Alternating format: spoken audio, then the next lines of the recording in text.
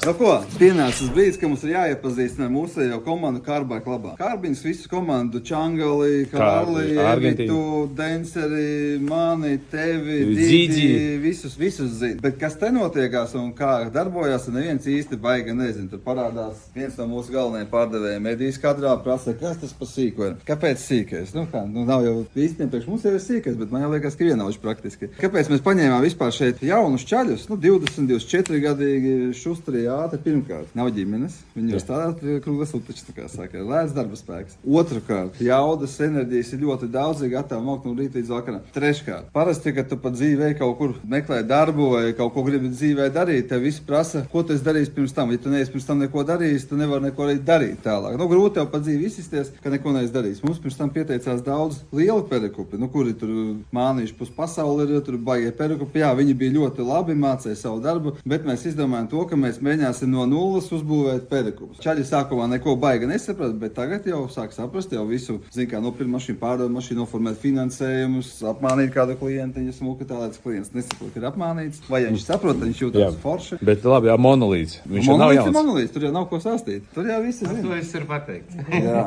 Patīk masāžas saloniņos, rēģiņām palaistīties, tur tāds draiskuls, ja var sakot.